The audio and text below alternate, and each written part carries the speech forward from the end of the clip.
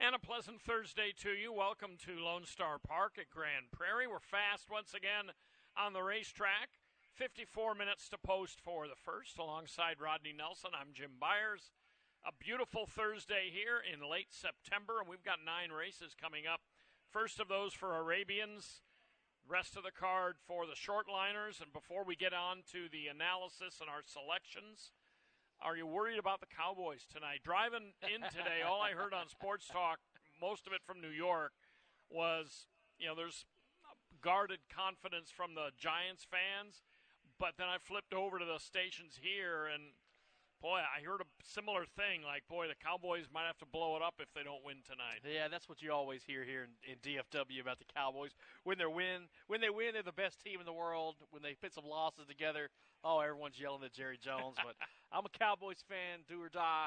I mean, Jerry Jones has won 3 Super Bowls, so you got to give that to him. We'll see what happens tonight, but I'm looking forward to catching the Cowboys game in between some of these races tonight, no doubt about it. Let's get on to the first here. Scratch the 3, Dream Seek. She just came out, so it's possible some early wagers were already in on her. She was 1-5. In fact, now she's, for some reason, reappeared on the board. That needs to go away. It just did. Look at that. Man, I have power. You speak and it happens. That's amazing.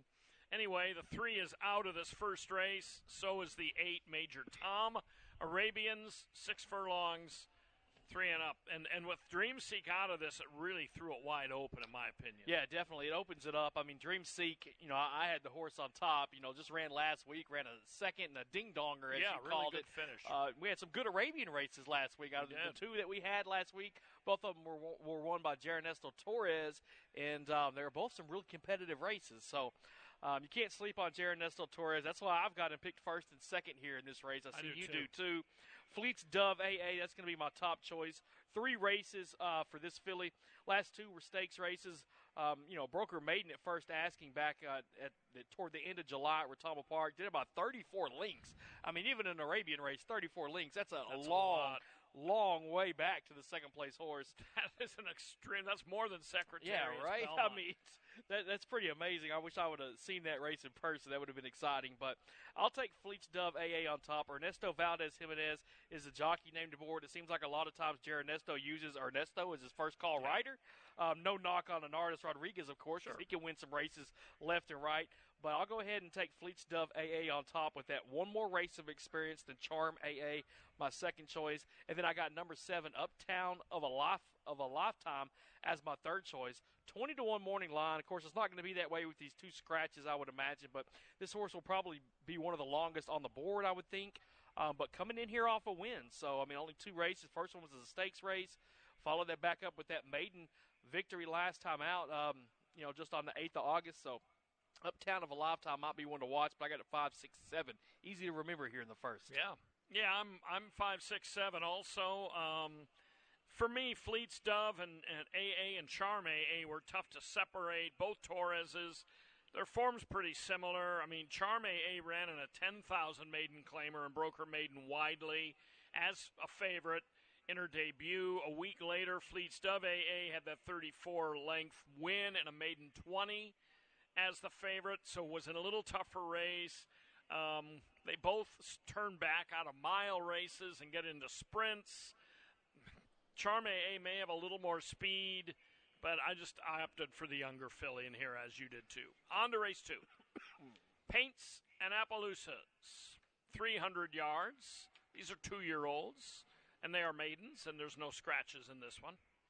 All right, so let me take PT Rose, the number 8. Looks like you're on the same horse, so 2 races in.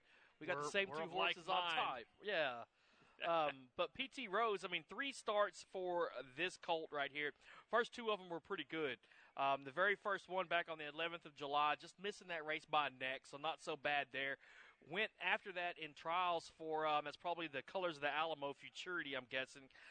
Ran second in trials for that, got into the Colors of the Alamo, where the horse ended up running 10th, got placed 9th. So you see there's some trouble there, in tight, taken up. Terrible start, very slow start. Yeah, so PT Rose obviously didn't have the best trip down the racetrack last time. I think this horse gets a little bit of revenge tonight, and I think this horse picks up the win in race 2. VP Prize Time Heart's going to be my second choice. That's the number 3 horse. You can see out of the last 5 races, This horse has finished fourth in 3 consecutive races, has a third-place finish as well. That third came 2 starts back. It was in a stakes race at Gillespie. Ran out here last time in a stakes race, just missed by a length in that one, put in a good effort. Let me go ahead and see VP Prize, Tom Hart in the top 3. And then number 4, Eagle Success is going to be my third choice. Fired in that stakes race that we had out here last time, just missed by a neck in that one. So we'll see what happens tonight. But arguably, that was the best race of Eagle Success's career. Yeah. Candace Philly put together back-to-back good races. Hasn't done it before, but let's see what happens tonight. I got an 8-3-4 here in race 2. I've got Eagle Success second here. Handsomer, who won that kind of a driving finish. It was a neck and a head separating the first 3 here on opening night. Handsomer came back at big odds at Will Rogers the other day and ran a pretty decent third. So, that race might be relatively productive. I love the way Eagle Success broke in that last start and showed really good speed and just missed. But I went with P.T. Rose as well. I mean, he has had legitimate excuses in his last 2. His first race was Dynamite against Maidens. That Cowboy Heartbreak's a pretty fast paint horse that this horse has been running up against. So I'm with P.T. Rose as well based on the strength of his competition lately.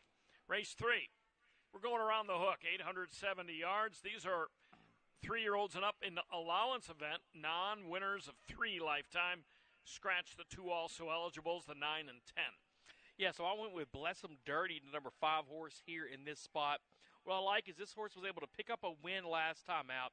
Did that in a non-winners of 2 $20,000 claiming race. Won that race by a neck, was pretty much up there most of the way through that race. Now it came at 550, so the horse definitely had some distance in that race, was able to get the job done. But now he's going to have to go around the hook for the first time. Has never done that before, so we'll see what happens. But at the longer races, Bless 'em Dirty has some respectable finishes. So, I'm going to think this horse has a little bit of stamina. Hopefully he can get up and take that turn well and get the victory here at 870. Number 3, Gladiator, it's going to be my second choice. This horse has a lot of experience at this distance. Has finished in the money in 7 of 10 at this distance. 1 win from those 10 starts. The last 2 both came at 870 in allowance company. Didn't win either one of those. Finished just about 5 back in both of those races there. So we'll see what happens if the experience is going to show out for Gladiator. But 8-5 on the morning line. I'm looking for a horse to beat that one. I don't have a lot of confidence. And then I got number 8. He's a KVN as my third choice here.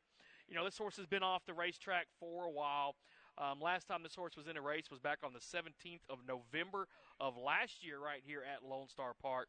Ran 9th in that race, but the races before that, you see a lot of allowance races, some maiden races. He's a KVN, ran well in those. We'll see if this horse is ready to get back on the track tonight.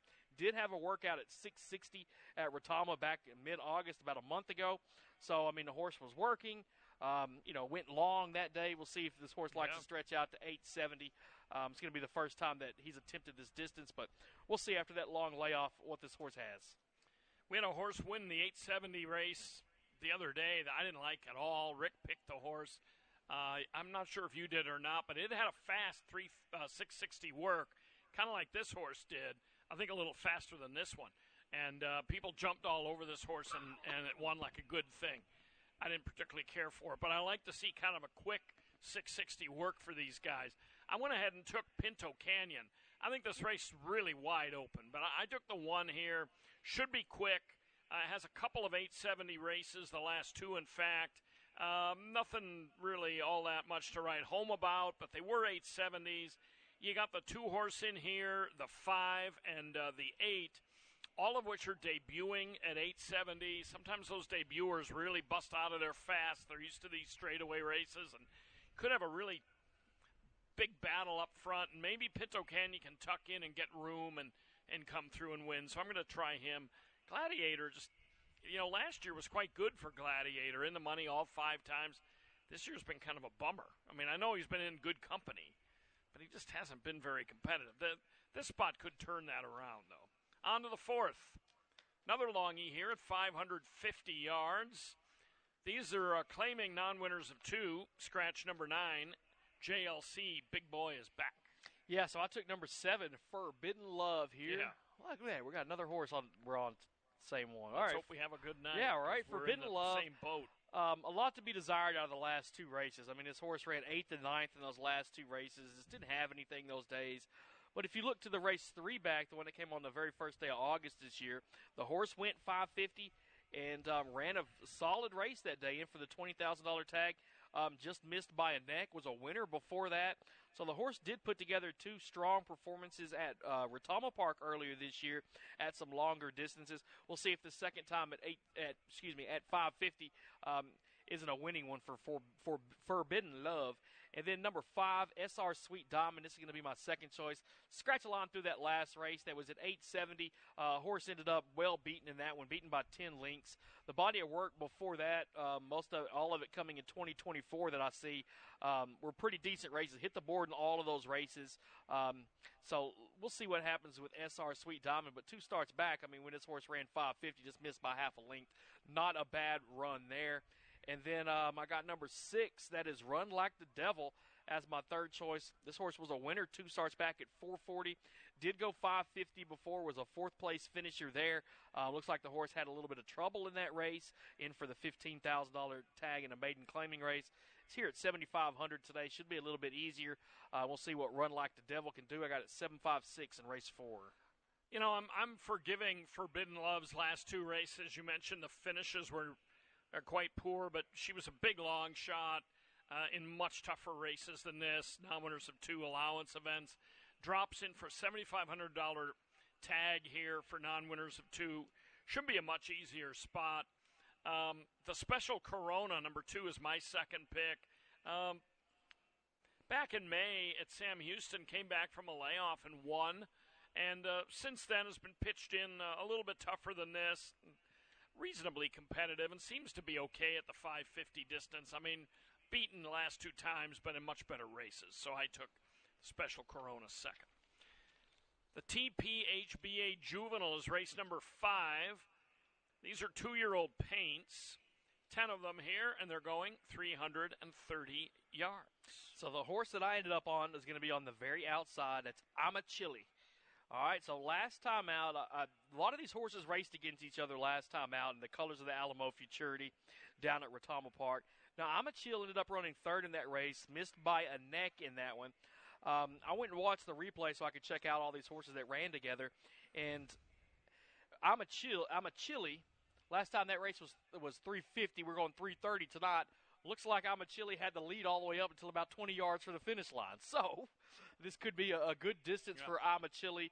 The horse had a good run last time. If you look down through all of the past performances for this 2-year-old, 6 lifetime races, has never finished off the board, does have a win that came in the very first race for I'm a Chili. That was at 250 yards.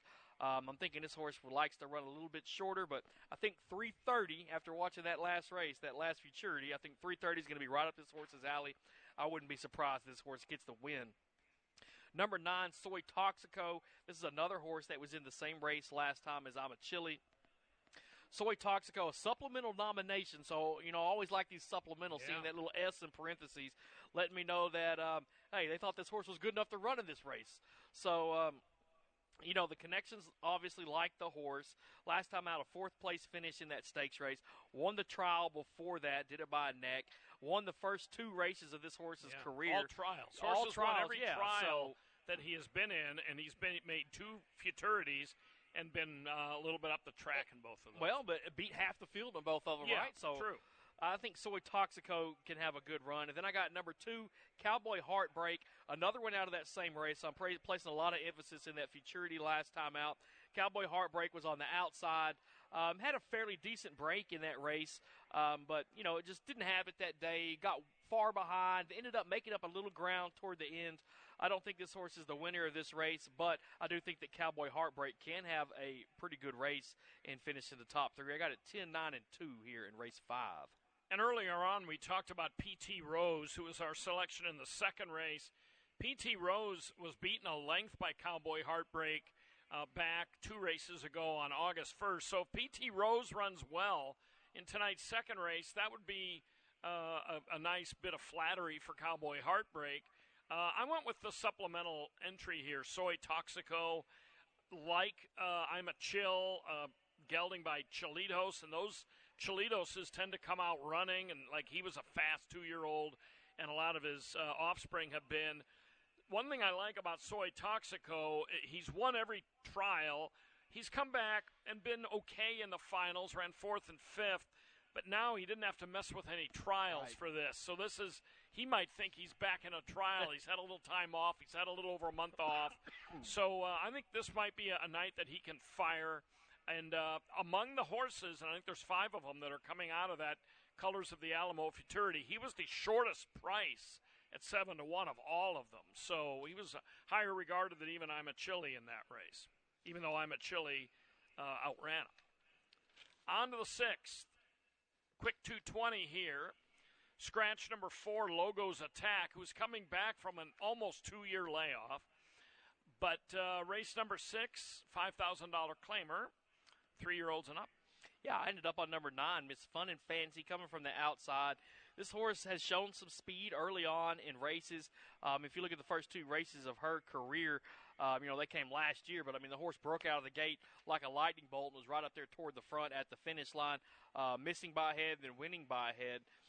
Since then, came back off that layoff trail at a $15,000 non-winners of 2 race, finished 7th in that one. A 4th after that, and then most recently down at the Gillespie County Fairgrounds, Miss Fun and Fancy ran 2nd, just a half a length behind the winner. I think that this horse has been improving every time out so far in 24. Maybe another improvement puts this horse across that winner's that finish line first. Give me the 9 on top. Number 1, Cartel Deal. That's going to be my second choice. Both of the last 2 races come at the $5,000 non-winners of 2 races. Finished 3rd in both of those, missing by 3/4 of a length. Both of them at 250. So the horse has been competitive at the distance. And then number 2, Real Bad Caddy. That's going to be my 3rd choice here. This horse did have a 3rd place finish back in July at the Gillespie County Fairgrounds, running at the $5,000 level. Before that, you see this horse had some mixed results in those races. We'll see if this one can fire tonight. I got it 9-1-2. I went with Cartel Deal on the inside here. Very close call with the 9. One thing I liked about Cartel Deal, I thought that was a pretty good race. It was a clean try on opening night. Real Bad Caddy was in the same race. The winner of that race, Just High LBH, returned to win that 110-yard race the other day, and first off the claim. So, maybe that was a decent race for this level. This is the type of race where several of them could win, but I just opted for the inside based on that, pretty good last race. And I just think a decent race here.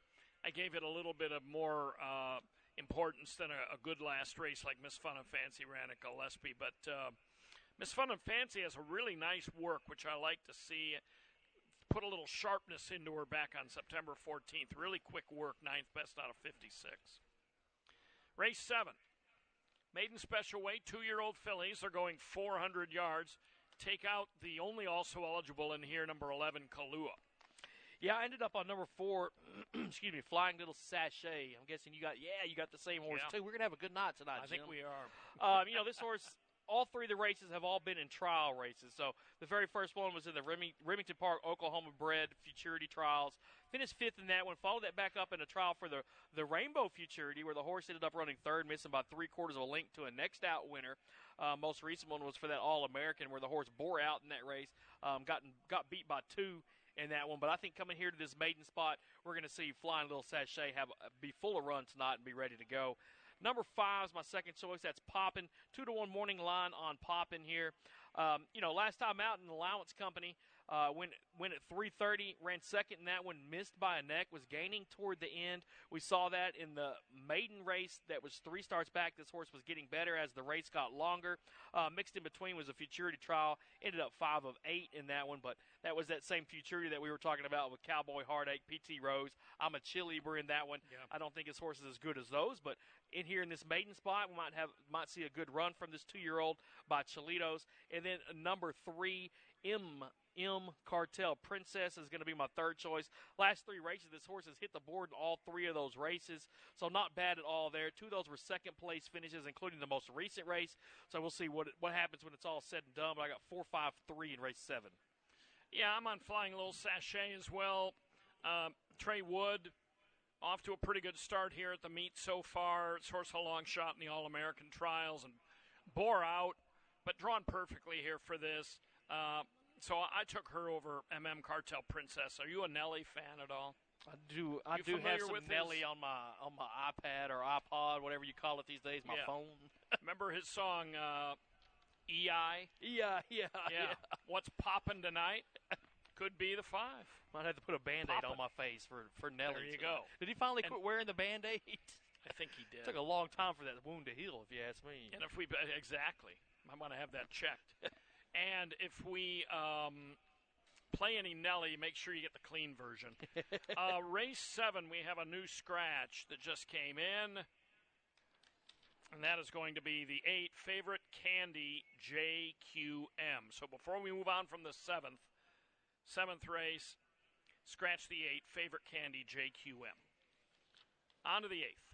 Scratch the 4 Simply Sace. Scratch the 11 and 12 also. Maiden, 2-year-old Colts and Geldings at $3.50. All right, so I take number 5. I don't know how you're going to pronounce it. Is it 2222 or 2222? I'm going to say confusing here. I'm going to say 2222 only because it's much easier. See, I would have guessed 2222, but well, maybe it is. Who knows? But anyway, my top choice nonetheless. I'll take the number 5 here. Was a third-place finisher last time out. That was at a 440-yard race. That was in a trial there at the Downs at Albuquerque, one of those All-American trials. You see there was a next-out winner that ran second in that race. Race before that, a maiden race at Ruidoso. This horse ran fourth in that race. And look at the top 2. They both went on to win their next race as well. So 2-2, 2-2, or 2-2-22. This horse has been facing a lot of next-out winners. Not bad. I mean, not bad there. Look at the very first race this horse's career. Who did he run against? He's got the look Z, right? So yeah, one of the stars of the decade. It's definitely been in those trials the 2 trials at 2-2. Yeah, that was a tough debut to draw into. They were tough. That maiden race was tough as well with those 2 next out winners. Maybe we'll see this horse get across the finish line first. I think this is the best horse in the race. Number 1, Medieval, is going to be my second choice. Another one that was out west for the last 2 races and trials out there. Finished second in that trial back at the end of June. A 5th place last time, beaten by 2. But once again, coming over here to Texas and seeing what this horse can do. I think it always is a little bit easier spot moving from New Mexico for those big trial races into the maiden races here at Lone Star. And then number 2, Grease the Axle. It's going to be my third choice here. Last time out was a 6th place finish in one of those All-American trials. Let's forget about that one. Focus on the 2 before that. A 2nd and a 3rd, both of them in trial races. The horse ran pretty decent in both of those, so I'll take the 2 as my third choice. You got to love that combination, John Steinbo and Ali Rivera, too. Those guys can win. They were our lip chip jockey and trainer of the week for after the trial, or after the first week of the meet. They got the honors for that. So 5-1-2, that's how I see it in race 8. I went ahead and took Medieval, the 1. His Damn Trendy was a half to Stoley's Winner and a bunch of other really good Jerry Wyndham bred and owned horses. Medieval's been reasonably competitive in the big trials. One of them for the Oklahoma Futurity, which is an open grade 2 at Remington, and then the Rainbow and the All-American. Reasonably competitive in those. This is a good spot. I mean, we're getting a lot of horses coming in off trials at various locales. I gave him the edge here just because he's been pretty quick and pretty competitive, and drawn inside doesn't matter to me. And certainly 2-2-2-2 or 2-2-22, just the competition he's been facing is just really impressive. 9th and final. Jackpot Super High 5 carryover today, and I failed to write it down, but I think it's $4,168 if memory serves. Scratch the 5 KVP Miracle Special and scratch the 2 also eligibles. Maiden special weight fillies here, $250. And I'm going to go out with a little bit of a bang tonight. Let me have number 2, Fabulous Casina. 6-1 on the morning line for this horse. This horse has run 4 different races so far in her career. She has hit the board in all 4 of them, so not bad there. If you look, last time out, just missed by a neck. 3 starts back, missed by a neck again. So this horse has been right up there close in a couple of maiden races. One at Retama, one at Sam Houston. Had a trial mixed in between where the horse ended up running third in that one at a little bit longer distance. But Fabulous Casino, I mean, I think this horse has some speed coming out of the gate. Only going 250 tonight. This one could really set up well for this one at 6-1 on the morning line. Number 7, She's a Tempting Chick is going to be my second choice. Just missed last time out by a neck. That was in a maiden race, the Downs at Albuquerque at 3:30. If you look at the comments, broke in, bore out. So I guess this horse was all over the racetrack, but still ended up just missing by a neck in that one. So this horse, I'm thinking, can probably run a little bit. Hopefully a straight line coming out of the gate nice. We'll see a good performance for him. She's a Tempting Chick. And then number 8 is going to be my third choice. That's D, A Political Star. A second last time out, missing by 3/4 of a length. Was a winner of the race before that, but has that little asterisk. Ended up getting disqualified and placed 9th. So this is the only horse in the race that's actually unofficially won a race, right? But crossed the wire first. Crossed the wire first. But if this horse was fast enough to beat all of them or finish in front of all of them at 250 at Sam Houston, 2 back, let me go ahead and take this horse in my top 3 again. Hopefully she can have a repeat performance at the distance, at least run very, very fast. And the bad thing about it is that, this horse got disqualified for that win, and who were the next 2? They dead heated, so then there was 2 horses that won. So depending on how you look at it, made a lot of handicappers maybe happy for hang on to your tickets, but not getting paid, as much. But hang on to them, definitely. This is a reason why. But I got it 2, 7, and 8 in race number 9. Years ago, my first stint at Remington, we had I think it was a quarter horse situation. We had a dead heat for win, and because of interference, they removed and DQ'd one of the halves of the dead heat. Disqualified that horse, placed him like last. So it went from a dead heat to a non-dead heat. This race is really wide open. I took the 4, Relentless Chula. Heath Taylor tends to start these meets a little quiet, but he's got a loaded barn full of really nice, fast horses, competes everywhere. This horse took part in a lot of big, nice trials. Some of them were okay. Has had a tendency to really drift a lot and has some start problems, but maybe drawing in the 4-hole might help. So I went ahead and took her over. She's a Tempting Chick, who you have second. We both have her second. Clinton Crawford, another one from Oklahoma that can be very dangerous.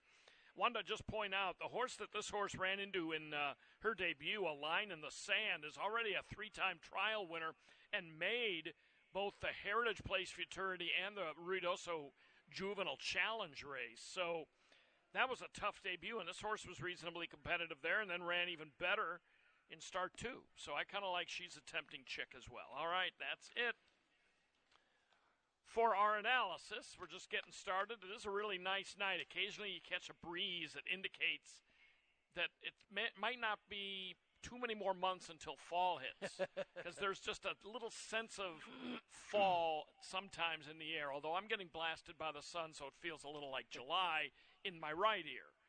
But over on this side, it kind of feels like late September. Thanks a lot for looking in. For Rodney, I'm Jim. Rodney will have his previews throughout the night. First post time in 27 minutes. Good luck tonight.